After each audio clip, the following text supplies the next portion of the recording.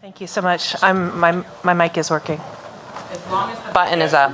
We can hear you. It's the TV. That's where we get so they can hear you at home. But as long as your button is up, you're fine. I promised my teenagers that I was going to be on TV, so I'd like to be on Sure, the button's TV. up.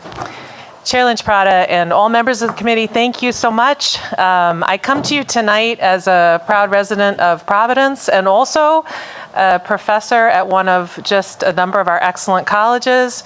I came this evening after having worked with students today on texts of philosophy, theology, history, and actually came immediately from a class that I'm co-teaching with a recent alum on conflict resolution. So I thought it was interesting to come right here.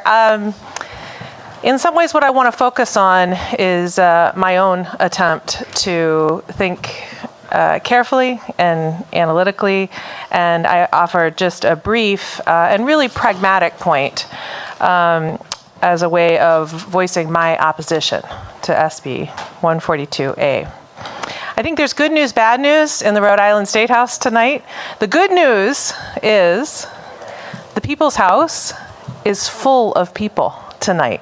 I actually have to say that I find it moving to see this democratic process in motion. I think that's very good news. The bad news is that I think that we are here tonight in connection with an issue that is deeply divisive. Now, there's good reason for that, because it's a complicated issue, and it touches on the most personal questions. Talking about you've already heard testimony about a woman's right to choose, but that right has never been absolute and unfettered. So how will it go forward? You've heard questions about late-term abortions, which might never happen or might need to be protected in law. We're not sure which.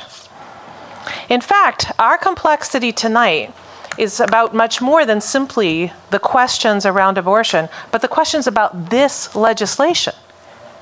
We seem to be unsure and unable to agree even about what this legislation does. Is it a strict codification of Roe? I'll note briefly, and I mean no disrespect by this, but you recently heard from a very bright and very dedicated physician who did not know the wording of Roe v. Wade. If a person of that caliber doesn't know, maybe the people of Rhode Island are only now having the opportunity to enter into a very important conversation in which they need to be invited to their own analysis and questions related to this issue. In other words, I would argue to you that what we need is time to do what I do every day in the classroom, to invite people into a conversation, to invite them to think through a complex issue, and to come to a resolution that will not deepen divides in this state. So the question that you should be asking, I believe, as you sort through all the testimony, is why this bill and why now? Proponents of the bill have assured you over and over again tonight that passage of the bill accomplishes no change at all the day after the bill becomes law. They have assured you, in fact, that the reason to pursue passage immediately is fear.